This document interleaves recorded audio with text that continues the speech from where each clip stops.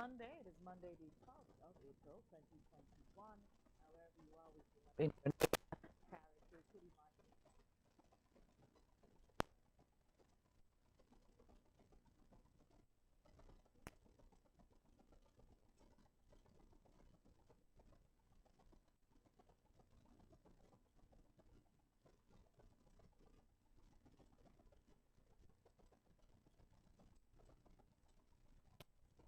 And it is time to introduce our expert talk panel of Senator Christopher Daly and Mr. Byron Campbell. Good morning, gentlemen. Good morning, Brenda. Good morning to our listeners and viewers. I trust your Easter weekend went well. It was really nice. It was really nice. I know we have a lot to talk about here this morning. Yeah.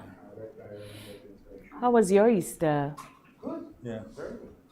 Yeah. Everybody got in trouble with that. Well, I'm sure other colleague there did. Good morning, Mr. Campbell. How are you doing? Remember very well. Good morning, listeners, morning, colleagues. It's a 4-day weekend. I mean, that's huge. That's a lot of time. I mean, Chris, I don't know. That's a lot of time.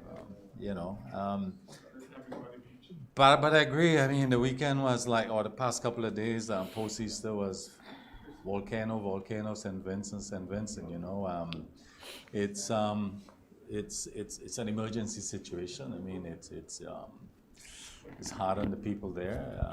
There are a lot of issues there. The economics, the already, as you mentioned, Chris, Prime Minister alluded to the fact last week before the volcano that the Treasury is facing some serious challenges in terms of being able to pay salaries, and now with the volcano on top of this, the eruption, I mean, it's major. I'm particularly concerned about as you see with social media now, it's live, the whole eruption and what's happening in St. Vincent. And the sites of the agriculture on the farms, to see how the vegetation is covered, submerged literally in ash. That tells you, and trees, see the banana fields, all the branches are down, all the trees, all the economic crops. So livestock being affected also. So it's going to be a major issue for St. Vincent. How both in terms of keeping in mind that the eruption is still ongoing. They've not yet paused to make an assessment of the impact to determine what recovery is going to be like. So they are still in the first phase of things, so to speak. Very difficult time going ahead, and I think that they will need the support of the international community and certainly ourselves. I recall Ivan, how St. Vincent came to our aid. Even when my son was immediately taken up in St. Vincent by a family, and so on. So they were there for us, and there's no question. We heard the Prime Minister in terms of the preparation that's been made to accommodate Vincentians, though, if necessary. We understand the pandemic issue also is on. So how they navigate this and the support and how the whole thing is managed is going to be very important to minimize the suffering of the population.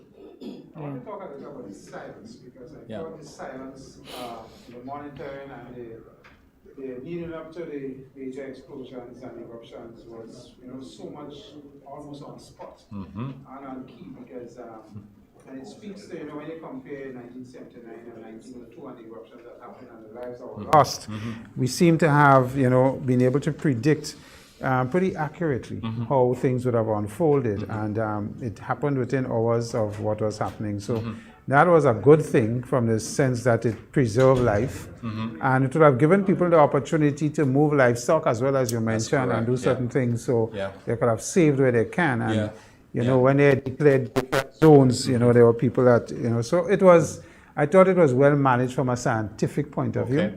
You may have people who would criticize the leadership and so on, and what would have happened and how they could have better moved aged people into homes and transport and so on and so forth. So I believe as you said, there will be challenges on the agricultural front. That is a country that has traditionally and historically been very vibrant in its production of ground provisions and other provisions, and that is going to be a challenge. The economy, as you indicated, was faltering, as Prime Minister Gonzalez indicated, due to the pandemic and the issues surrounding the pandemic. So that on top the volcano issues on top of the pandemic is going to be a deeper challenge for them. And I think we all have to come to the assistance of St. Vincent and its people, and all the other little islands. I know there are a lot of initiatives in Grenada happening now. Water seems to be a major issue because their source of water have been seriously contaminated. And we know water is life, so they will need a lot of assistance there. So I know there are some initiatives going on from today to get stuff up to them, and whether it's containers or water or what is. So I know that has started in essence, and so hopefully we can build on that and give and extend Started as much. yesterday, actually. Yes, that's what I was told. I delivered water yesterday, and the boat was getting ready to go. Okay. Had tons of water from the Rotary Club, from some of the unions, from churches, from individuals, a couple businesses. I mean, you know, it's one of the beautiful things about Grenadians. We really respond and mobilize quickly to these things. And I think it's because of our Ivan experience. Exactly. We quickly empathize, we quickly identify with how people are feeling and so on, and the human suffering and dislocation part of it, and people respond almost immediately. Senator Deali, you talk about the management of the crisis, and it is, well, it's an act of God, it's Mother Nature, and lots of science involved in it, specialist science, I might add. I see lots of people trying to be geologists and volcanologists and so on. But I guess it's just the nature of how we interact these days, especially on social media, that people always have to chime in with things. But you mentioned the management. So the management of the country falls on the political directorate.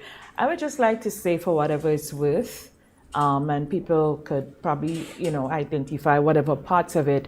But from where I sit, from my little corner where I sit, two things.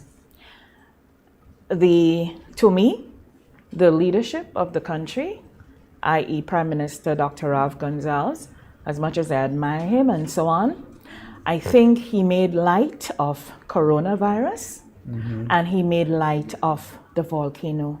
What was happening, because Professor Robertson moved back to St. Vincent over a year now, and he's always been advising, and as you mentioned, always on target. And nobody wants the quarterback here because it's a situation, you know, but if you had all this sound advice, ideally, the seniors, the disabled, and so on, they should have been moved before we even got to the red, you know, and maybe alerts should have been. I know it's probably a case where I don't lead a country, I don't lead anything like that, so I don't want to do that. But I think it's a case where he probably didn't want to panic the people. But the last set of advice he got, it was such that such that he could have really triggered mandatory evacuations in my eyes. And get people out. The evacuations were not mandatory. So now we have people stuck in the red zone, and the red zone is not about whether you want to leave or you don't want to leave. It's either you leave or you die. That is how serious a volcanic red zone is, and it's really, really concerning. And another thing I observed when the evacuations were going on is that, and I don't know if that had played any part in it, but based on where we are with our interactions with vaccine and the hesitation and the conspiracy theories and all of that, when the boats were moving out of Chateaubelair and evacuating the people from the Sandy Bay area and so on, the Minister of Tourism and the representative for the area was doing a good job, but I think he erred when he insisted that when you go to the shelter, you must be evacuated. It must be vaccinated. Now think about it. There you are, always concerned about, you have all these doubts about vaccine in your head, right? The volcano, the situation of the volcano, okay, you have to move now. And you're moving, and there you're hearing this. And you're like, what? To go in a shelter, vaccine?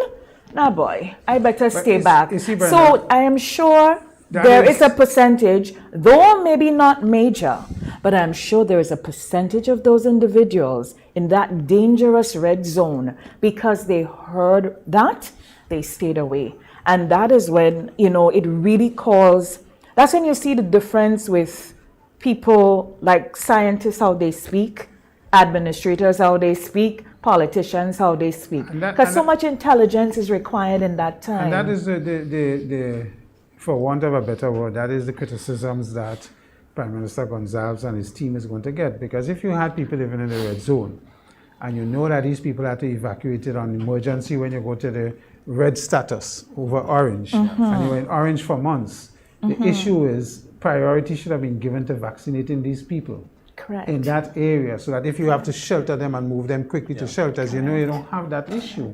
And the fact that he played that lightly is testimony to the fact that he really did not handle that aspect. No. Because once you go to red status, it's going to be mandatory that certain things happen. And I mean, the volcanic eruptions is not about just debris and rock and lava. It's about gases. Yeah. Gases that come out that kill people because they suck the oxygen out of the area, and then you die from strangulation, to put out one, because you can't breathe properly. So, I mean, and we don't know yet statistically if people have died and how many, because you can't go into the area to understand what is happening. So that's right. that is not another statistic that's going to come out that we're going to need to examine, and then his way of handling this is going to come under criticisms based on how that number evolves. So that's another thing that has to happen. But the only good thing, I think this morning we got an update that said that the dome collapsed. Well, from NEMO, they're saying that their exact language is the dome collapse and pyroclastic flows along the valleys on the eastern and western coast, and that happened at around 4:15 a.m. Right. And that I listened to Professor Robertson from the UWI Seismic Unit. He's been sanctioned, by the way, as well. So he understands his country very, very well, and he's that trained. Yesterday he was in an interview, and he mentioned that this was going to happen. Yeah. He mentioned that this was going to happen because on Saturday, I guess from going around the island, he got a good sampling of the dust and the debris and stones, and how volcanologists work with. They must get that geological test of what is happening. So he said that. Another thing is that he warned. And it was education for me as well, because it's so horrifying and it's so heartbreaking that you just want it to be over. But he had to remind us all that it's not a hurricane or it's not an earthquake. It doesn't just go away. The eye of the storm doesn't, and he's saying that maybe the worst is yet to come. So he's advising, this can go on for weeks, it can go on for months. And I think I saw Prime Minister Dr. Gonzalez really yesterday, wrap his head around that we in this for some time. So his advice and all of that to the country was along the lines that let's do this, calling out the public servants today to put things in place to manage crises. People might say, oh, why are you calling them out to work? They're the engine of the country. Somebody have to go to work. The same thing is happening in Barbados. Yeah. Barbadians are not going to retail stores and so on are opening today. But Prime Minister Motley is saying, hey, public servants, we need you. We need to organize what's happening. Airport under ash, hospital under ash. We gotta sort this out. Another important dimension of it is the role of social media in a crisis, on an emergency like this. What we saw was, in the main, you had up-to-date, on-spot, on-minute reporting of what was happening. But still, you saw in some aspect of social media false information. For example, in the Grenada situation, we had a release on Nawasa that there was some emergency. I mean, that had to be cleared, People believe these things. So the point here, and even you saw pictures of eruption from other time and other places. Had nothing to do with St. Vincent. So the message here is that when you receive an information message, check it through, verify it as much as possible before, because it can have implications for others, if it's false and so forth. So I think this is something we need. It's an important role social media play in emergency, but we have to be responsible in terms of how our communication is via social media. I think Barbados got a really serious hit Yes. You know, they're not in a direct, I mean, they're not St. Vincent that the volcano Not erupted got, there, but getting. but the amount of ash that would have settled in the southern part of Barbados, I think the St. Lucie constituency in particular, St. Lucie area, I mean, has been significant. I mean, Prime Minister Motley yesterday said, I mean, when the rain started to fall, they don't want people out because the roads could be in a dangerous condition. St. Lucie is out, but I mean, the airport is in St. St. Philip. And the hospitals. The hospitals and the hospitals are in St. Philip, and it's close. That's close to town, you know. Yeah. So I mean, we must at least shed a tear for them, because I don't think they probably expected the level that came to them and the impact on them as personally as well as infrastructure-wise, you know. So again, all of us in a pandemic. We ain't out of this pandemic, so they have this now on top of that. And Prime Minister Motley is asking for essential services people to come out to work, and I suspect start to clean up and start getting things done. You know, she held a press conference. You know, this woman is something else.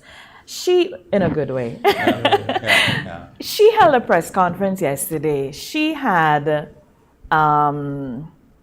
Dr. Joseph, who is also a volcanologist from the EWI Research Center. She had light and powered electricity. She had water. She had even the CTO from the Ministry of Works to advise people on the use of the air conditioning and all of that. She had a chief medical officer. She had the type of press conference that should be happening in St. Vincent and the Grenadines at this time. Insofar, we just keep hearing the Prime Minister and Dr. Robertson, but she had, and I guess the other agencies been calling in on the phone and all that. But to just coalesce and do it in an organized way. And I'm going to knock men now, because that's the kind of thing the women do. We think of everything. Chris, you want to no, well, we think of everything and we care. Yeah. So and I'm not saying you guys don't care. What are you saying? Please, listen to what I'm saying and internalize what I'm saying. But she thought of everything that the public needed to know in terms of knowledge, how to respond. She got all these people together, and it was a press conference. But the main journalist on the press conference was her. She asked the best questions. Well, it was just remarkable. Leadership in recent times has been exemplary, to see it. I mean, better adjectives you could use, but she has certainly shown us in the region in terms of leadership where she has taken it to another notch that our leaders need to emulate. Yeah. And going forward, I mean, we are a region that will be open to hurricanes, be open to earthquakes, open to volcanoes. Yeah. So our response in terms of emergencies and NADMAs, the various NADMAs in the region, need to really up the game. Yeah, seriously. They're stuck in the traditional zone. And we need to up the game, not only in how quickly we communicate, but how accurately we communicate. Absolutely. And how much we use the science now to direct and to formulate policy as we go forward. Educate people. Yeah, and going forward, I think this is an example now what happened in St. Vincent of probably all the areas they fell that we now have to move and improve. And I know in Grenada we're doing 2 new centers for NADMA, one in Caracol, one in Manjaloo. The headquarters is almost finished, right? Yes, and they're equipping it to the point where they're going to get a lot of more response in terms of science and what they do. So I think that is a little area for us to just say, listen, let's take a pregnant pause and look and see how we could do what we have to do. We need to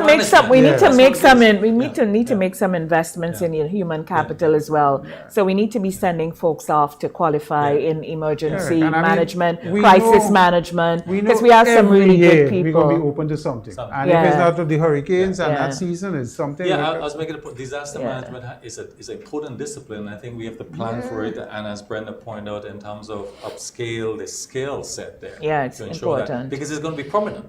I mean, I don't want to knock, but you see, our country, we did through CBI, and saying this now openly, we have an NTF. Yeah.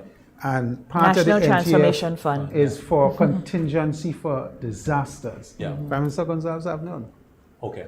We could react quicker in terms of getting money and getting things and resources to start back up and get back to normalize quicker. He has none because he's opposed to that kind of program. Fair enough, that is his own, that's a and policy we there, open and nothing wrong But with I did that. hear him say yesterday, he named Taiwan? He named something. No, not countries.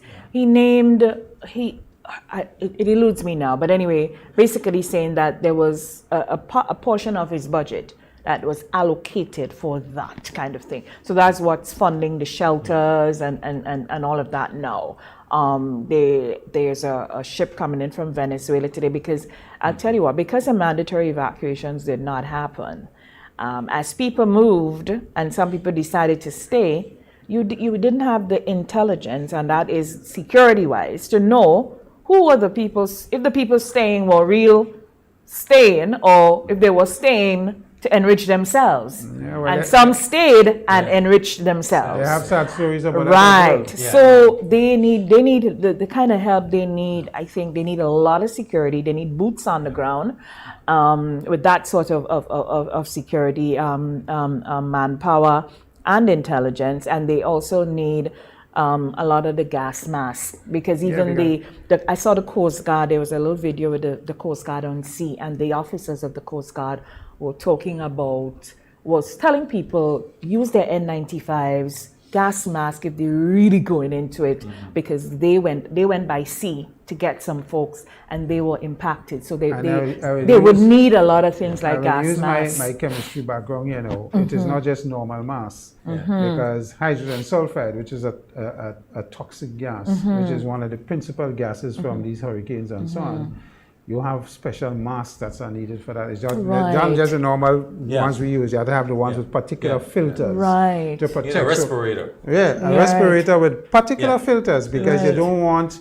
If your security persons or your technical people have to be in the environment for any prolonged period, they have to be protected against these particular gases. Absolutely. All these sulfuric gases and so on. So it's not going to be something that you could just do and go. You have to prepare your people, and the security have to be prepared. Technical people have to be prepared, because those gases are significant. That's what kill you really, more so than if a big stone hits you from the volcano. I just want to well, it's not related, but the fact that in our own disaster zone, that is in the Molinier landslip, we heard last week the government announcing an option, the option they were pursuing. I think this is an important development, indicating that before year end, work there is likely to begin. I think this is major in terms of the traffic interruption we have on the West Coast generally.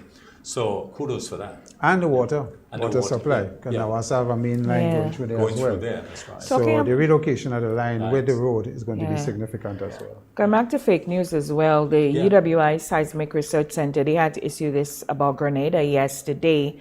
That there was this thing that started to circulate at 107, saying that the scientists at the University of the West Indies has issued an emergency orange for Grenada and St. Vincent, meaning that the underwater volcano. And the UWI had to say there's absolutely no truth to that, no advisories. The volcanoes are not linked. We keep saying all these crazy things, and so on and so forth. One of the things with the information as well that turn out to be fake, we need to, when you're reading them, we need to pay particular attention to the images, the photos, and it's easy to go and search and see when a photo is taken online. Nazim Benjamin is very good at that. The But thing that really upsets me. But this is full of grammatical errors and bad spelling. So this didn't come from the UWI Research Center. What is the intention of people that put out these things? I mean, come on. I don't know. I mean, yes, we have mischievous people among us, and you can't stop that. But people do these as pranks, but to what end? Because this is emergency time. This is thing for people to get woke up, elderly people to get that look at. Some people look at news on social media and think as gospel. And that's the problem. That's the problem. I'm telling you, they say they got it on Facebook. When they put out the one on Nawasa with the water contamination and so on, my goodness. What is the intent of that? I mean, it's a game. It really baffles me and speaks to our people. I don't know what that is, and young people get carried away with these things and so on. So, I mean, and the last thing I want to talk about, and Brenda, that happened over the weekend probably was the Saraka issue. Well, we'll take. I mean, So we jumping into Saraka. No, but We're I mean- leaving Volcano into Saraka. Yeah, Okay, because so let's take it a was quick like- break. It was like a Saraka volcano up there. That was another thing with the stoning of the police and stuff. Oh, I mean, that is- Jesus, Unacceptable. goodness God, unacceptable. Yeah. We take a quick break. When we come back, we have more discussions on perspectives this morning. We'll be right back. Get Vax. It's your best shot. Hello. A message from the Ministry of Health.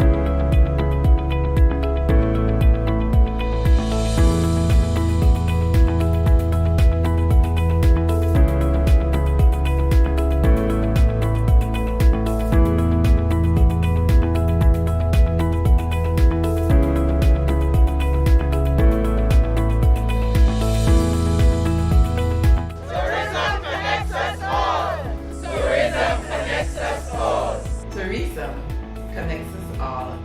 Tourism connects us all.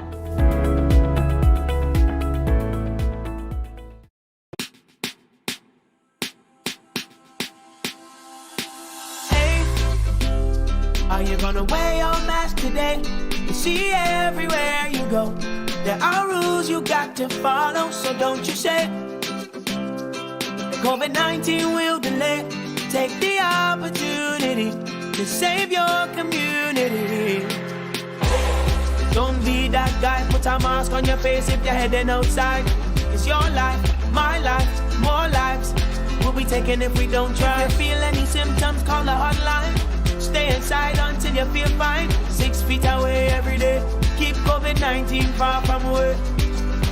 Keep Grenada safe. Be COVID-19 smart.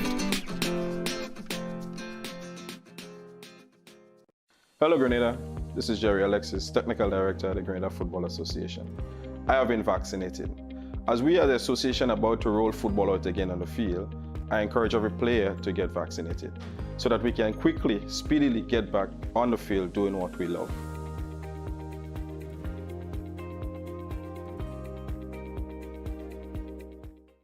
Dreaming of taking a break and escaping to an idyllic, happy place? Well, finding it does not require you to go too far. You already live in paradise. All it takes is for you to go out and discover it. Grenada, Carriacou, and Petite Martinique are blessed with a wide variety of accommodation that satisfy any taste and budget. Find the one that suits you and your family and treat yourself while having peace of mind that your health and safety is a priority. Knowing that we have gorgeous waterfalls, stunning beaches, and flavorful cuisine, let's be tourists in our own islands and enjoy paradise at home.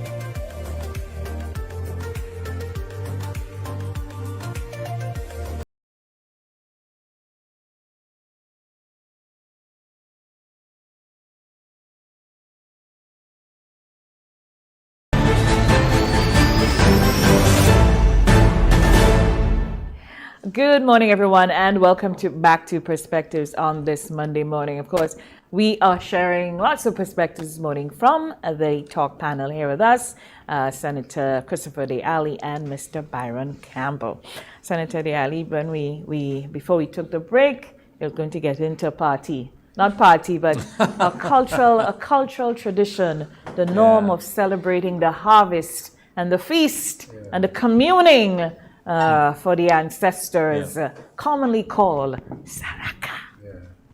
You know, I thought Saraka is such a lovely festival. I believe it is a lovely festival based on what it signifies and the history, and you know, we try to keep the memory of the foods and the different ways it was prepared and how our people at that time did their things and so on.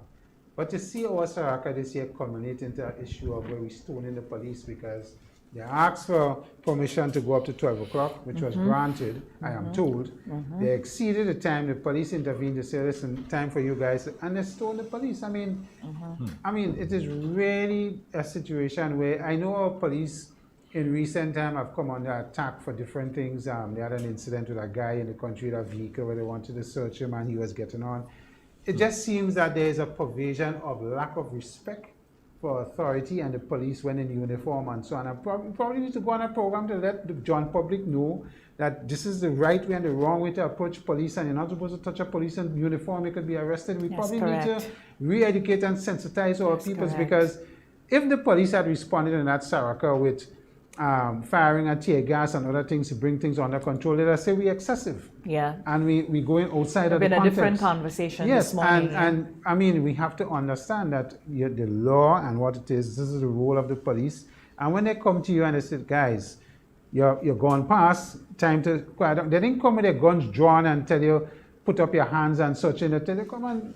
I mean, the response really had me upset that this is, and Brenda, the knock-on effect of this is other promoters. We had the promoter here the last time that came and spoke about wanting to have events so that ordinary people who sell and vend and so on can make a little something. Yeah. When we hear that now, there's going to be very little short response from the police to give permission to do these things. Right. So what happens, for example, with the upcoming season, if I should call it that, the carnival season?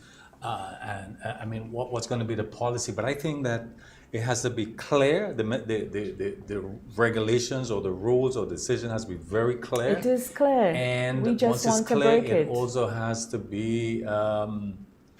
You have to be vigilant in it. You know, the government. You know, if and let's go back to the Saraka. What was the policy there? At first, I was hearing permission was not granted, and then it was granted. So it was a bit fuzzy. You know, noise in the air, as we say. But those decisions must be very, very clear, and the police, they must. But in I the see end, it as though, a zero tolerance. In the end, though, permission was granted. And the that's important. event did happen. Did happen. And you know, you had up to 12 o'clock. Exactly. So, you know, it is why did we get to that point? Yeah, it's unacceptable. You know, because if you over 12 o'clock, what you should be eating is humble pie, not throwing rock stones. I mean, I was at an event in Grenville a few weeks ago, and there was one of those events in a little restaurant, and there were karaoke and so on. And the police came, and it wasn't 12 o'clock. The police came and said that they had an issue with parking and so on and so on. They asked the proprietor to turn down the music. After a while, they said, listen, shut it down. And the proprietor shut down. There was absolute obedience to what the police did. None of us can get up and throw a bottle at the police and so on. I mean, come on. I mean, listen, these are over. I ain't speaking for the police, but to be honest, I'm just trying to walk a minute in their shoes. Yeah. These individuals have been called upon to do everything to manage this country, manage our behavior, safety and security, everything else they're being called upon to do. They have been doing it for over a year.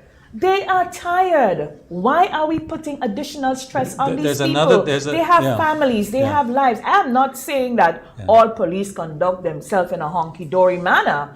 No. But at the same time, when they come out and we know, well, okay, they're kind of over the time they give us. Just kind of, you know, but when the police step to you and you know you're wrong, man, you just had to watch, become like a kid. Relating to the police, Brenda, it's unacceptable. What we heard during the week from the police was a major issue for them was a question of alcohol consumption and young people. Which is related here, you know. At this stage, everybody drinking a lot of alcohol. But there's a but we have observed that the increase in alcohol consumption is coming primarily from the younger population. So that's where the growth is, and how they manage this and how it is distributed is an issue that has to be approached. The education that goes with it, we see with the alcohol consumption, all discipline. And the alcohol thing is a difficult thing. It has to be all of us. Parents, you heard the police talk about parents need to get involved. The businesses need to get involved. Everybody needs to get involved. But at the end of the day, each one of us have a responsibility for ourselves. Absolutely. And if you behave in a particular manner and the police intervene. You have to be able to deal with what is going to come, the consequences of that Absolutely. behavior. Yeah. I know if the police had responded, I keep saying if they had responded in that We would be having a different conversation. In a different way. We'd be and- having an issue. absolutely you know, different conversation. And the paramilitary you know? had come up in force and started to do things. They'd say a lot We of have other to work things. together. We really have to work together. But I'll tell you something though. I see people respond very differently to the SSU, you know. Well, of course. Because there's a difference. Police, they protect and serve. That's you know, and the part of their thing is to communicate with you. Ma'am, this is what you've done. This is why I'm arresting you. Or this is what you have done. This is why I'm warning you. Soldiers now are just trained to do what they just eliminate the obstruction. It's a different concept. Soldiers are trained to just eliminate the obstruction. So I am not advocating anything, but sometimes we need the presence of the SSU in certain things. Is I know, you know, but I mean the way we are behaving, and at the same time too, when one police officer goes against or is an exception to what the force should be doing, that needs to be sorted out as quickly as it can. The public needs to be aware that something is being done about it, you know, and remedial action is being taken so that they understand that, listen, we're not accepting you misbehaving, and we're not encouraging or accepting our own in terms of misbehavior. When you watch at internationally how police behave in the US and what is going on with cases and what has happened recently with the death of a particular individual in the US, and you watch how our police are so constrained here until some cases they're beating up your own police. They're ripping off their clothes, they're slapping them up, they're beating them up, all kind of thing. And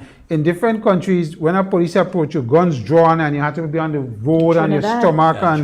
I mean, we are really, people believe that our police are, but we are not excessive. We're very gentle here, you know, very gentle. I'll tell you what too, you know, how we also deal because of situations. how we socialize as well.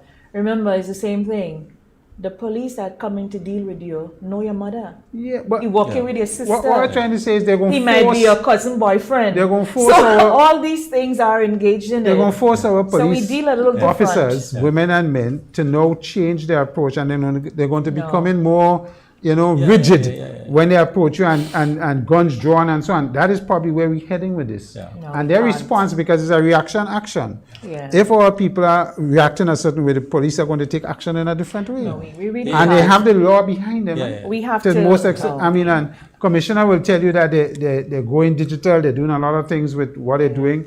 They're also going to deploy body cams and all of these things, because that was said earlier, so that the police could be more responsive. And not only that, will now see when they go how the individual is behaving, why the police have to react a certain way. Evidence generated. That's evidence right. Generated, so we, as a people, we need to be, come on, it has to be. It has to be with respect. That's the fundamentals of it. Respect the police officer. Respect is coming a commodity in this country that's kind of scarce. But on a brighter note, though, I must say hearty congratulations to Mrs. Naomi Deali. She is the wife of Senator, a lifelong partner of Senator Christopher Deali, who he married at some point, right? Yes, I did.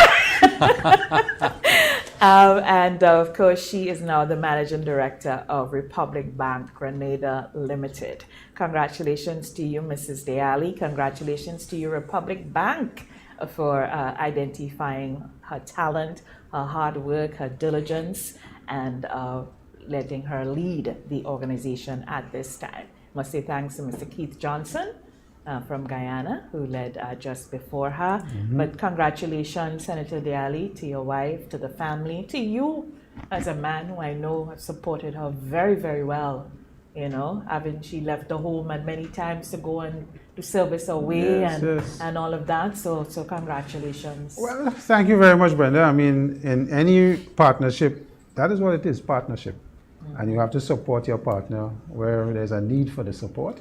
So I didn't see it as any kind of special kind of thing. I just felt it was, that is the role of your partner, that you have to support where it needs to be supported. And my wife have always been a very intelligent, I think she's brighter than me, I always thought of that. So, And she has done well. I think the most important thing, I think she paves the way for young ladies to see that. If you follow her example, and I suspect and I hope that one day they relate how she got where she got and the she steps and needs to the tell her roads. story, yes. That I agree. any young woman who comes into career building could see that there is nothing to stop you if you really work hard and you push hard.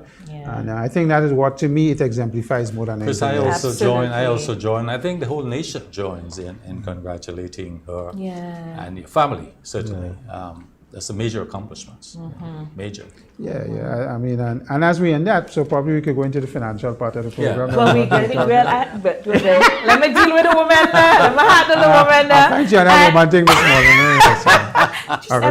Just elevating the sisters. Congratulations as well. We are in for a new CEO of the GTA. Right, Mrs. Roach from Miss Roach from Barbados. The GTA announced her selection last week. So congratulations, looking forward to that. I don't know, I have just seen her pictures, but I first heard her name through Sir Royston Hopkins of blessed memory. I had gone to the Spice Island Beach Resort. Emily Rapier was having a concert there. And that's the last conversation I had with him. And it was after talking about, me and catching up on me, he delved into Grenada and tourism. And he did mention, he was excited that there was a woman at the helm of tourism. And he was talking about other women in the Caribbean that was so exciting. And he brought up the name of this individual. At the time, he spoke in such glowing terms about her and what she was doing in Barbados. He didn't make any reference to Grenada, but he was just, So it was funny. When I heard the name, I was like, but that's a person. So I went back and I looked and looked at her what her work and all of that. I was like, oh, that's the woman Sir Royston was talking about. One of the things, because of all the conversations and everything that has come out after the announcement about her appointment was made, one of the things he also said is that he said as his plan was he wants us to create like new laws across Grenada, that delve into people doing hospitality management.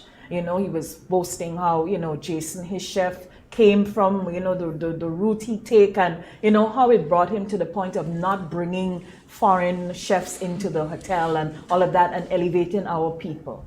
And he mentioned that the tourism we were at the point where, yes, we depended heavily on it, and our people, we were doing just maybe the bottom and middle.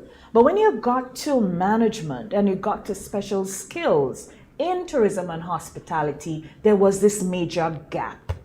And as the conversations went on last week, for and against concerns, there was some insularity thrown in. The conversation became about Abidjan more than what it should be.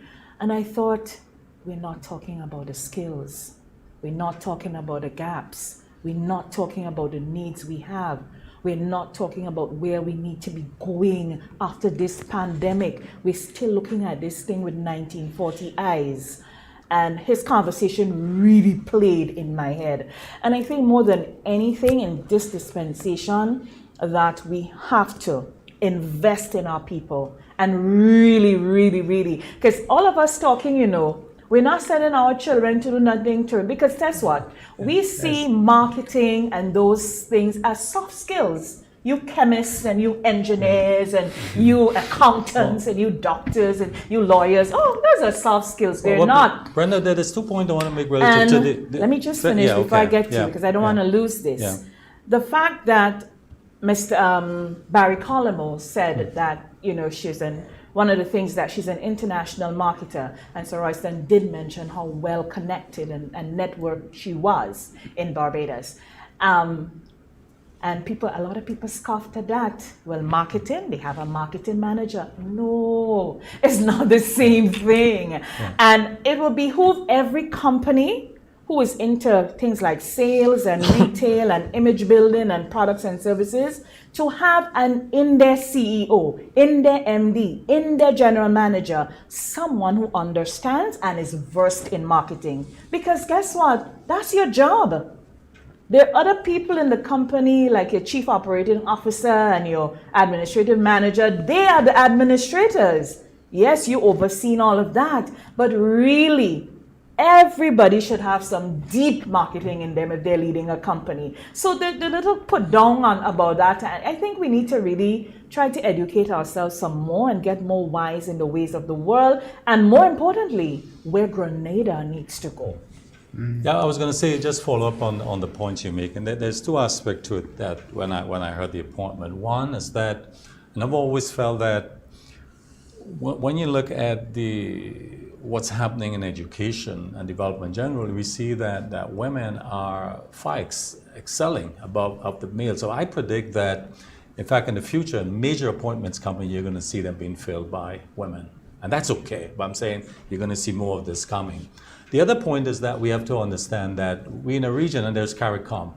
And the rules of CARICOM is that, particularly at this level, that you work wherever the demand is.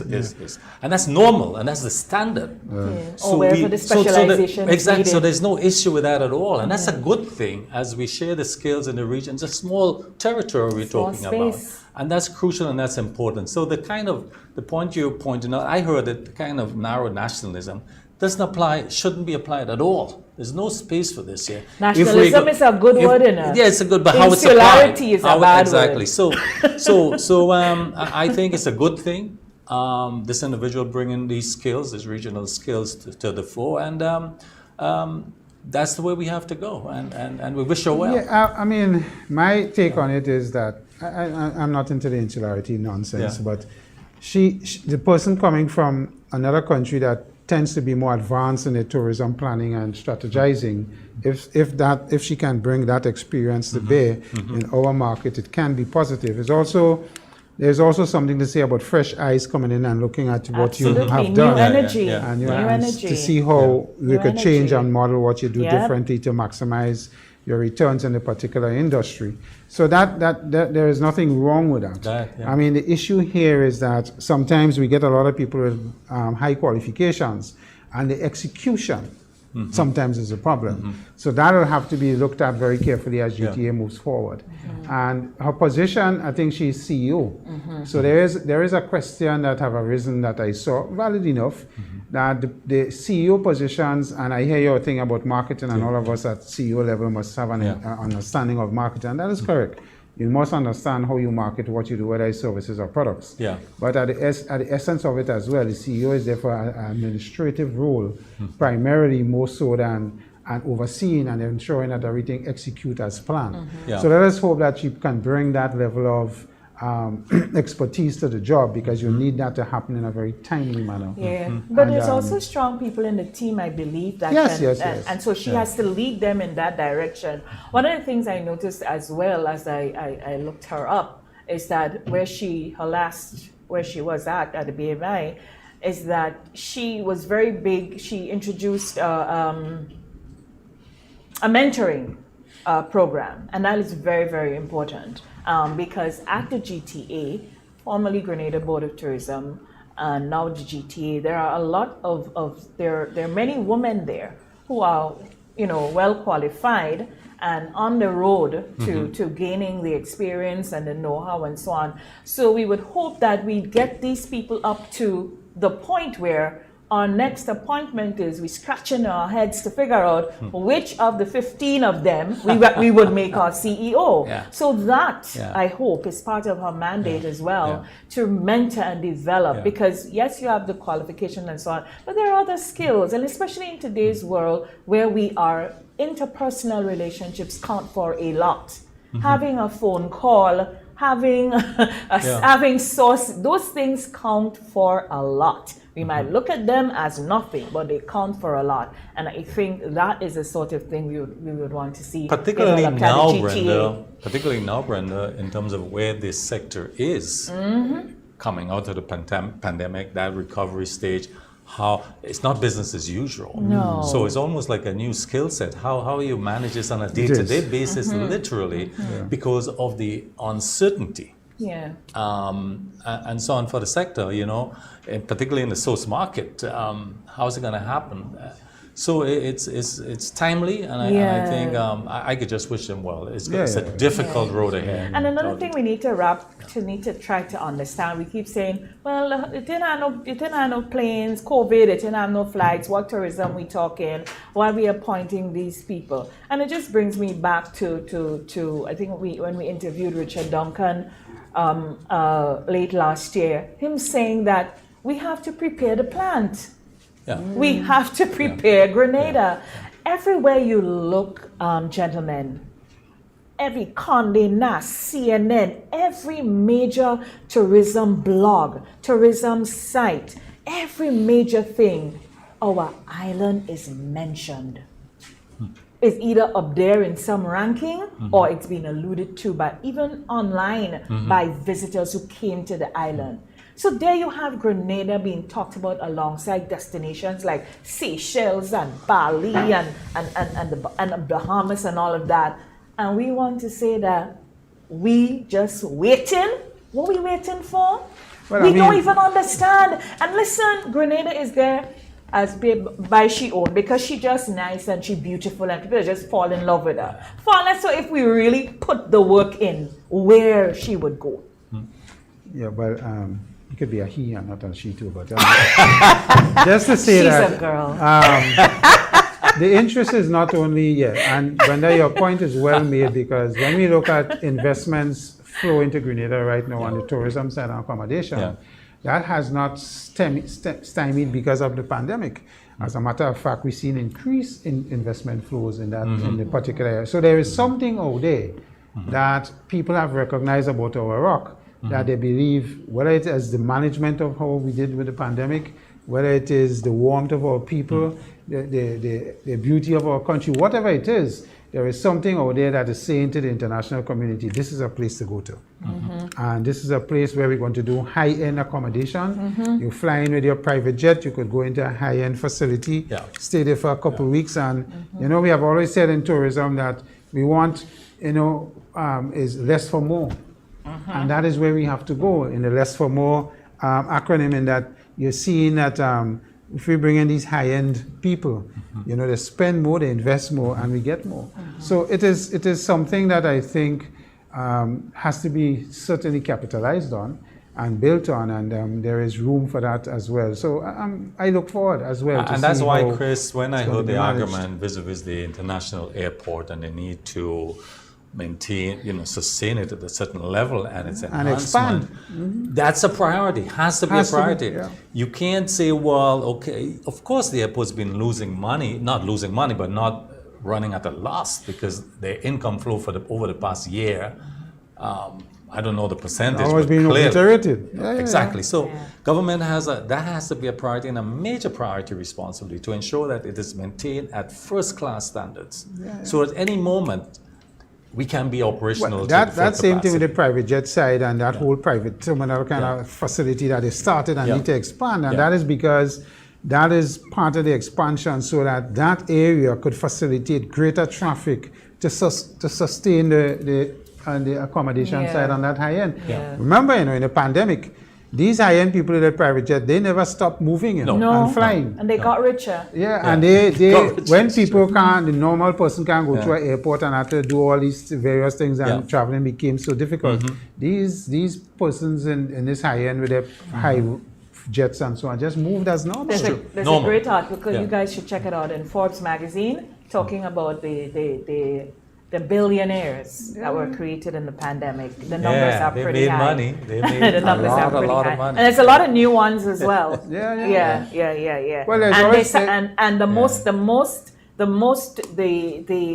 in terms of the numbers, the highest amount of new millionaires and billionaires, they came from China. Well, they always say in business there's opportunity in crisis. You just have to be able to identify it. Absolutely. Talking about crisis and opportunities, is a year since the bank would have given the moratoriums and all of that on mortgages and whatever have you. And here we are. Cash is now in part of the mix. So banking is quite a dynamic time for banking and financial institutions as well. It is. I mean, the banks and the financial sector in our country is challenged. I mean, let's not get, we have to get real. There's risk in terms of management of their loan portfolios and the level of delinquencies that will possibly come up because unemployment due to the pandemic and how people could service their debt load. Businesses as well collapsing and not being there, what has happened. So the banks have a challenge, and I think Mr. Duncan from Cooperative Bank had put out a very interesting article about 2 weeks or so ago, which spoke to the fact that, you know, the level of communication with financial institutions, whether it be business or personal, needs to increase so that the banks are there to see how we could remodel, redo what we do. But remember, banks operate under strict rules and guidance of ECCB as well. So they need to make sure they follow those and see how we could get a happy medium in between where customers are not totally taken away from what they can do financially, but see how we can accommodate.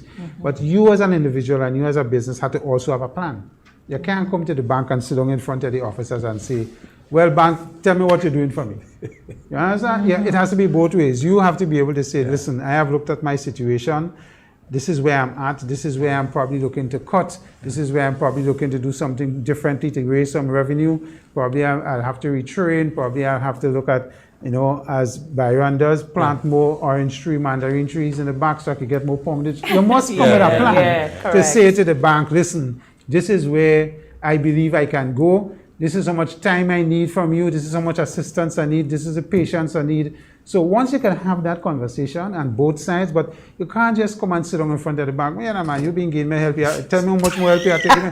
The bank can have a when you talk about bank, I want you to open the conversation because these are financial institutions. You have to bring in credit unions here also. Yes. Because they are now playing a significant role. Their role, in fact, I think there's more members of credit unions than banks, you know, in terms of the membership numbers, you know. Credit unions in Grenada and a whole, their balance sheets are in the billions now. Exactly. Totally. So that's where it's not a little player. Let's get it. And they are now delving into commercial credit lending. It used to be primarily retail. Now it's commercial. Exactly. So there's a lot of, you know, talk about that as well and the balance because, and of course, the compliance and the regulation, because ECCB doesn't necessarily regulate the credit union sector. It's done through the GAFINs and different regulatory aspects. Bodies, So it is a little less rigid than what happens in the banking community. And I think the banks are concerned that that rigidity, some of it must transfer to the credit union movement. But are they talking? Are they in conversation? Yes,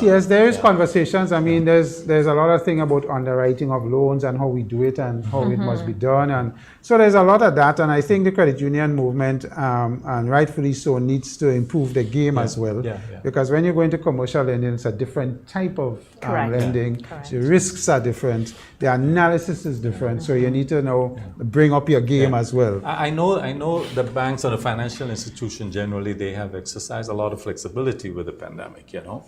And I think Richard last time spoke about this, you know, and that's a positive thing. The question is how long, for what duration they can maintain this. That's right. And you will see, I mean, a lot of the banks would have taken, if you watch the financial statements so far coming out for 2020, the delinquency ratio and the amounts they put forward has gone up because, of course, they have to prepare themselves for some of these loans going bad, some of these loans not meeting what they have. Because some people just, if you have a household that just took a mortgage 5-10 years ago, both parties working and both parties out of work. Unemployed, There's nothing they could do in terms of paying. Chris, the other thing is that given the sale of RBTT and the introduction of the new Antiguan Bank, I mean, what's your reaction to the manner in which they are starting operations in Grenada with an industrial with industrial action ongoing? Well, I mean, what about the image? ACB has to certainly manage that image. It doesn't help the situation for them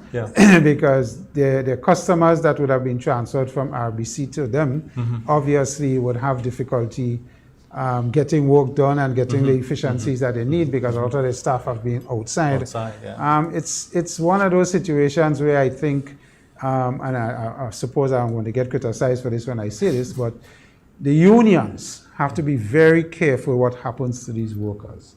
Because to me, the crux of the matter is whether or not there was a sale of the company from RBC to ACB. And if that is a sale, then the aspect in the law that gets activated that workers have a right to continue or not and be severed then comes into play. Now, the union is saying that is what has happened. The RBC is saying no. This is that what transfer did not constitute a sale to activate that clause. So the issue becomes, where do we go? The union would have, the minister and the labor commissioner would have ruled in their favor, and the company didn't agree. But is this a legal issue now, then? It is going to become, because you see, yeah. And one of the things we have to understand, and that's why I say the union has to be careful with workers and where they go, is that at the end of the day, these Canadian banks are very meticulous and detailed. They would have understood our company's law and the acts and the law and where it is at. No, I'm not saying the unions may not have done the same thing, but it is one thing to understand your rights under the law and what constitutes a sale versus what not. And just recently we had a similar transfer in Grenada of shares. With Glen Lake. And you don't hear any ruckus about staff saying whether they have an opportunity and whether it contributes. The only difference with what was the difference? ACB, what was the difference? the only difference is one put up a sign showing the change of name. What was the difference? That's the difference? No. There was no difference otherwise. From where I sit, I don't believe that the stakeholders, the staff, the team, the people who worked for RBC and took care of the interest of RBC through RBTT in Grenada, you're getting the feeling that these people, well, they were not a major part of the conversation. Or RBC didn't say, well, listen, I plan to go to Barbados for 10 years, and I don't know how this is going to impact you. Let's talk about how you feel about this and what I need to do for you as I am heading to Barbados. That's the difference with Glen Lake. Glen Lake knew what was going to happen. The Prime Minister came out and said that that buying back the shares will not even affect a nail in Glen Lake's wall. RBCT workers did not know that. Well, and that's the difference, and that's the problem. Well, you're talking about a from different where thing. I see right. it. You're talking PR and management of no, but it's how people feel. Why you think they're outside? The expectations of the staff. No, I am talking about the legal issue and what happens. That's right too. Let me finish.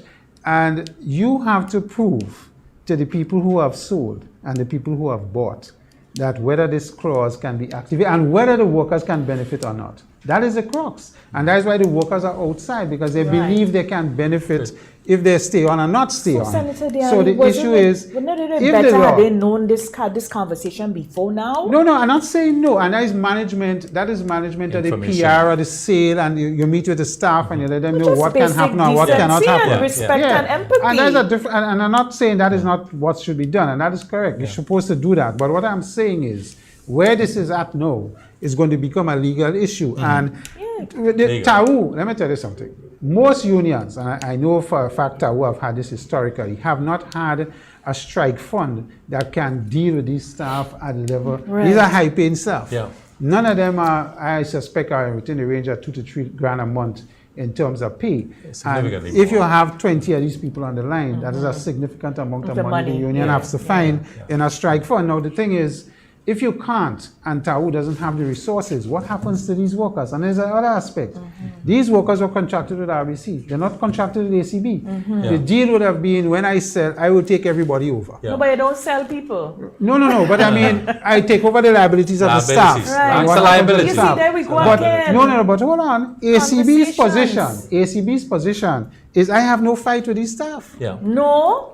You understand? ACB should not have inherited that. ACB would have said, listen, I'm not saying they inherited it. What I'm saying is, they are saying that I have no fight, but the staff have left their positions and been outside. Right. Now, from an ACB point of view, you have left my work. You have abandoned my job. Right? That's from an ACB's point of view. Now, from an RBC point of view, the staff are contracted at RBC. So I'm just saying, when ACB looks at it, how long can ACB say, I am willing to take on this situation of you not coming to my work? I will go out and get new people. So there will be a possibility and a risk that the people on the outside may lose their jobs permanently. What can happen? And when you look at the brewery situation that went on years ago, this thing about you could hire new people and for an indefinite period of time. But I don't. We have precedents. That's all they- I'm saying. No, I get you, and the points you raised are so germane, and probably a lot of them have not even been thought about or even explored. So that's great information as it comes to the business and legalistic side. But how did we get here? The people We're not aspect- dealing with machines. We're dealing with people. And that is the thing. The people aspect is the most important thing. And these workers And these that are are the out things there, companies are there is forgetting. nothing wrong in fighting for your rights, going on the line and so on. I have no issues with that. That is your right. And if you feel you have been done an injustice, you must bring it to the fore and take whatever action must be done. However, because it is people and lives and income, we need to know how far we need to take it. So for example, if I'm a union and I'm saying to you guys, here, we're striking for the next 6 months, I have money to pay you for the next 6 months, no problem. Well, we know that's not the case. But I think what's unfortunate in the whole situation It's a people also thing. is Really that sad. because it's not essential service, there's no mandatory arbitration involved. Well, no, You're an there's an arbitrator. interesting concept about that. Yeah. Somebody said to me recently that the minister could have heard because we are in a state of emergency. Yes. With the pandemic and was issued. Under that state of emergency, I believe, and I have to check it to make sure, that banks and financial institutions was included as essential services. So if that is the case, the minister can mandate. He meant the can mandate, so he should know that that needs I a don't little know how. investigation. Listen, I don't know how. Maybe I'm emotional about it, and maybe because I think about things like that. I don't know how we allowed RBC to bolt and we left with this. ACB should, in my mind, ACB should not have inherited this. And I feel for them. It should be a smooth Yes. transition. Well, No, I go back to no. saying, Brenda, This that feels all wrong. RBC is a much bigger bank. They have more resources, professional resources. And we may say that probably when ACB did the agreement with RBC, they were not careful enough and their technical What about people us? didn't. What about us? No. Looking out for our people. No, What about that part? That's where the union come in. But this is not. The This is union a alone? deal. Yeah, this is a deal between two private companies. I am contracted you to buy you at a certain terms and conditions, and I am going to effect it. If ACB change anything on that contract, ACB in trouble. With the seller. So they have terms and conditions of a sale contract. So where are we going with this? I hope good sense prevail. Where are we going Good sense with this? prevail. The It party has to go should to arbitration. arbitration. The party should meet clearly has to go to and seek a arbitration. resolution. Yeah, it has to go to arbitration. I mean, In the RBC meantime, is people saying, losing confidence in that institution. Well, I mean, yes, because the PR for the institution is not the best because people outside of the doors and customers of the institution have started to move accounts because they're worried about this and so on, and that is natural. So the ACB doesn't want us to prolong. But But you at know the that same image- sense, that it is not image- them that is in the fight with the union. But that image is started long before ACB touched off our shores, huh? Well, possibly. I mean, I don't know, but I mean, the issue is with Good. RBC and Tau. It's not them.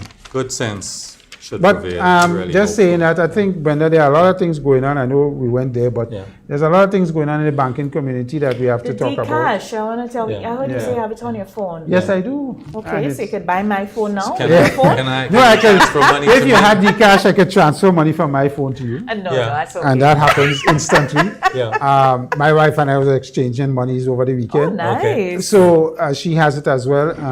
So you could, if you have Dcash, one of the beautiful things about Dcash, both for business and for customers, is flexibility and speed. Mm-hmm. You know, the thing with Dcash for us in business, and I'll talk business first of all, is that it eliminates the issue of return checks.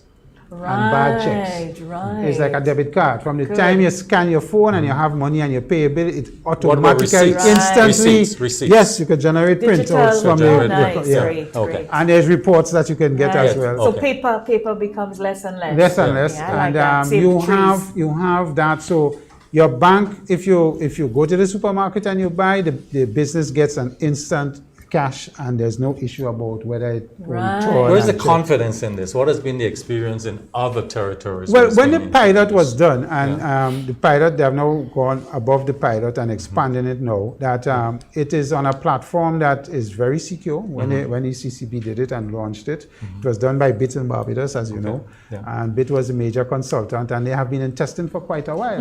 And some of us have now gone on to continue that to see how easily it works and so on. Okay. And I mean, remember the history of Dcash came from the African continent, because there's such huge and rural communities are so far from the interbank banking. Financial transactions was difficult and businesses couldn't transact. Dcash came in and then suddenly rural businesses flourished. That's a standard in Africa. That's right. Now, So you can imagine. For a long time. And that's why people with Zelle and all, that's where they got the idea. And banking is moving away from brick and mortar and getting more digital and more seamless in that sense. Yes, there is cost associated with that because of all the back-end work and the security and so on. But for us personally, no, as a person to person, it facilitates us in, I don't have to leave my desk to go and shop in a supermarket. Right. Yeah. Could you imagine, I stay on my desk, I pull up Hubbard's, food fair, I shop online, and when I get my bill, I send the money straight from Dcash into there. I don't have to move. Except, I like to read labels. And you pick up. I like to read labels. And if you go on one of those sites, have you ever gone on one of the sites? No. You should. You can read labels. I think Mr. Campbell is one of those where the supermarket is a social affair. Right, okay, fair enough. But for some of our, and when you think about traditionally our ladies have been the ones shopping. I mean, I shop as well, but the issue here is they're so busy now in careers and what they're doing and the responsibilities. It facilitates them. They could shop, they could just go and pick up the bag, or the bag is delivered to them. Right, So the service, a lot of them deliver now. And they deliver. So it is very flexible, and it gives business assurance that they don't have to worry about money's coming and when it's coming, and whether a check will bounce or this person. You know, it takes away all that risk. Yes, the risk of it is, of course, somebody will say there is no system that is infallible and it could be hacked and you could do what you want to do. So the security. So it goes aspects, beyond the debit card. It is beyond the debit card. And it could be business to business, customer to business, B2B, C2B. That's so exciting. I mean, the times we live in, it's just really exciting. And even with all the even the volcano, that is so heart-wrenching and all of that. Just think that you could actually see it. You have stations set up with the technology sending back messages to we didn't have that. Not even in 1979 they had that. So we have it's just a fantastic time to be alive, and there's just so many things that are available for us to mitigate whatever the disaster. But our minds, we as the humans though, we have to be in the ready. We in the Caribbean, in the OECS in particular, and I want to really emphasize that, is leading this thing with Dcash. Because there are no other central banks, Barbados, Trinidad, Jamaica, watching Timothy, Governor Antoine. I like how you personalize it. Yes, because he has been a pioneer in saying, and he made it very clear, he is going to reduce the circulation of money by 50% within 5 to 10 years. 50%. 50%. That's enormous. And that's an enormous savings for him in terms of the cost of money and prints. And when you look at that work and what is happening with Dcash, and I mean, we use all our regional people. BIT in Barbados has been a forefront company in this thing, and the platforms they use and what they use to ensure security and so on. And we went ahead and we have tested, it is working so far, and it now has to evolve and get better. As things grow and expand, of course, there'll be challenges as well. But the point is, I think we have been so forward thinking in our region that sometimes we don't play ourselves. We really don't. Well, somebody's saying it on Facebook, They say sometimes we get busy looking at our shoes that we ignore the journey ahead. One question, Chris, do you need data at the point of all transactions? Not necessarily. I mean, all smartphones could facilitate Dcash. But at the time when the transaction takes place, do you have to have data on your phone? That's the question. Well, if you have a Wi-Fi connection, you need a Wi-Fi, and you know, Wi-Fi or data. Most of us have. If you don't have Wi-Fi, it switches to data. So that may be a challenge. But I mean, generally, and the security as well too, because you probably would want to have data vis-a-vis Wi-Fi, because what could happen on Wi-Fi's. But most of the systems in like if you go to Foodland, for example, and they have the iPad and you scan and so on, their security protocol, because they are part of it, is going to be slightly more rigid than yours on your phone. So there is protection at that level as well. So that, you know, because people could try and infiltrate when the signal is going from one to the next. So that is, so they have looked at all of these possibilities. Wonderful. And they have made it so simple that, and again, IT, and communications, we are going to have universal Wi-Fi connection across our country in short order. Oh, yes. You know, it wouldn't be an area where you could pass and you won't have Wi-Fi. Right? Yeah, So, yeah. and that will be the standard. And so that is very much advanced as well. So that is going to assist all of us in this situation. Absolutely, it has to. I mean, could you imagine somebody living in Satis that needs to make a transaction in town? And they have Dcash, and you have Dcash. They don't have to move and take bus. In a few years in the future, we'll be wondering, how did it work before? You know, we had money in our pockets. As you mentioned, Governor Entwine, though, I mean, there are a lot of innovations, a lot of things that, you know, when he went in and he spoke about, people probably thought, okay, I'll do this little young upstart or whatever. But one of the things that I've noticed about him, and I see it in Joe Biden as well, is that there's a quality about them. They under-promise and they over-deliver.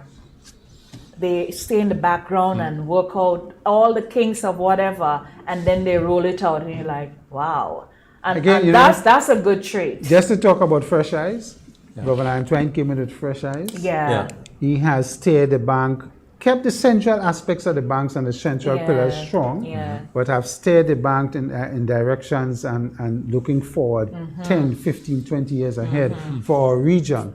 How we increase efficiencies with currency, how we increase and reduce costs with currencies and all of that, and looking to evolve us into new instruments, you know, investment instruments that governments can look at. So he's so forward thinking that sometimes, he is. I mean, it's just brilliant. I mean, he's our own, and of course, we gushing about I probably a little biased, but of course we biased. Nonetheless, I mean, it's not just me. I mean, when you hear about his colleagues at central bank level, governors, who will look, I mean, I know Trinidad is seriously looking at our model because Trinidad wants to go Dcash because it's a lot of fraud prevention as well. Yeah, we are so ahead on a lot of those you things. Eliminate the ATMs. Significantly. So it's a big thing for the banks as well. And if Richard was here, he'd have tell you that the brick and mortar costs for banks is significant. The ATM costs, the maintenance, a lot of these things. So if you could reduce that. To electronics, One of the key things for the banks is, you know, interest spread in mortgages and loans and so on has been reducing over the years because of competition. And that is where they traditionally made their money. So a lot of people complain now that they're make up in fees. Right. They charge us so much fees on every transaction. But you can't let your financial institutions go on the bum. They have to remain profitable for people to have confidence in the system and all of that. So it is a balance that has to be struck between how much fees you charge versus how much they lose in interest spread. But on fees, is there a cost for these transactions? For Dcash? No, not so far. It's absolutely free as far as I'm aware. Until we start using it like well, but I remember every transaction you do in the ATM, you get charged for it. You get charged for it, of course. So far Dcash, because they obviously the work here seems to be less costly than what so there's a lot of wait to whoever housing it say we have to give them a fee. You hold on. Well, I mean that I suppose down the road but I mean remember the biggest cost for banks is cost of money as well. When we put money in the banks for them to unlend and they can't unlend it, we have a high liquidity position and they have to be paying serious money every year. That's the case in Grenada. Yes. So it's a lot of balancing acts, the financial institutions, and I don't want this song as though a beating their drum. I mean, I know I'm married to one, but I mean, at the end of the day, we need to be fair to them. In the interest of full disclosure, you sleep with a banker. Yes. So I understand. I understand the arguments, but I also understand the arguments of the consumer as well. I got you. And we need to get a balance. And we need to help. It's the consumer for me. Anyway, folks, we're getting ready to roll, guys. It was so nice being back with you two again. I can't say I had miss all year. It was just once. You miss us, but I know you miss us. It's a long break, Listen, good morning to everyone looking at us across the Facebook platforms. They say we don't bother with them. Good morning to everybody, all of you on Mikey Live, TNR Communications, Partygrenada, our Perspectives page, MTV's Facebook page, and of course MTV On Air. There's an interesting comment here on Facebook from Depo. He says, if complaints was a product in Grenada, spices would have to take us a back seat. I like that. That's a lovely one. Thought for the day. I love that, yes. Boy. But for as much as, you know us, we're spicy. That's why we always have something to add to the pot because we're spicy. That's the kind of people we are. But anyway, folks, please don't forget to get your supplies out to St. Vincent and the Grenadines for the Prime Minister last night. That's Prime Minister of St. Vincent making an urgent call for water.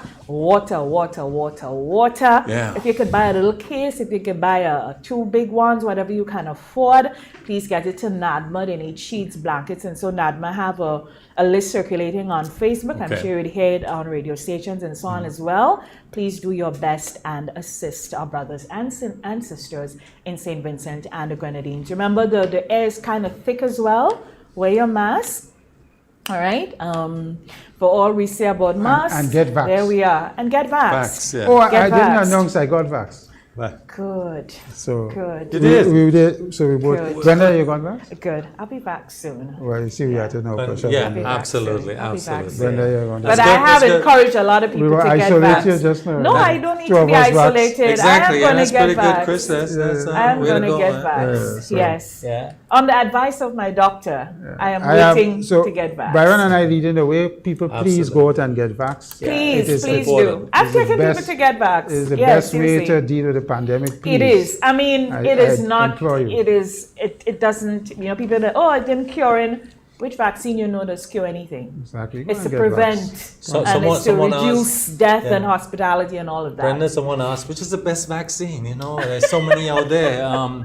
Which one is most reliable? You know, and the scientific answer. You know what the scientific answer is? The first one that's available to you. That's what Dr. Fauci says. And remember when we spoke to Dr. Oles, he said the same thing. Exactly. Get the first one that's available to you. Exactly. Thank you very much. Any parting shots or parting? No, I just go and get vaxxed. Yeah, it's the St. Vincent thing. You know, I really hope that. You know that. There are a lot of initiatives around. There was a time on Saturday I had to zone out because it was really starting to weigh so heavily on me. I just had to zone out. Human suffering just ripped me to the core. So I just had to zone out for a while. And, you know, I saw a lot of us yesterday when we woke up and saw, you know, dust and the car and ash and so on.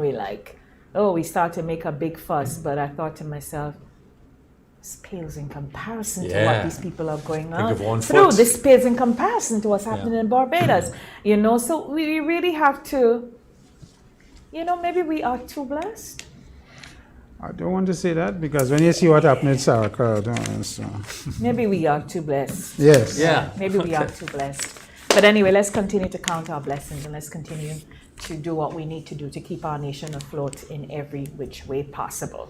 Have a great Monday, everybody. Have a great week. Have a productive one. Again, try and be as safe as you can and as healthy as you can. You know, really, my heart's out for everyone out there with respiratory issues. Just try your best to be safe and take care of yourselves. People at work, employers, please understand.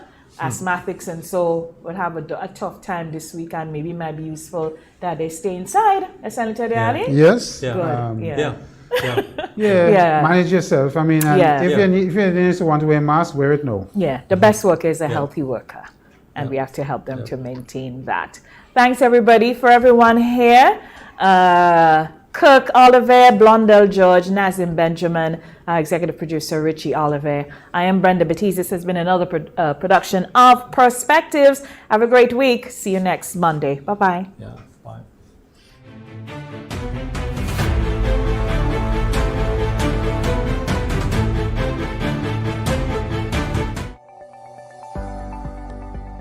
Get vaxxed. It's your best shot.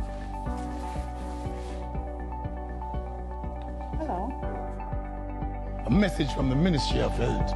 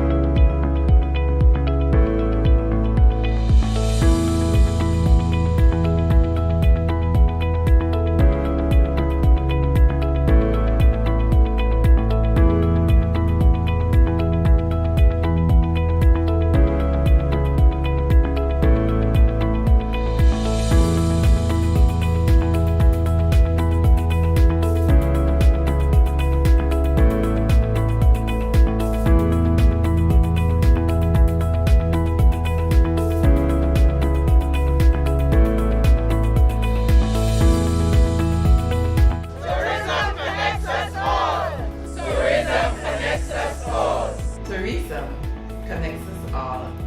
Tourism connects us all.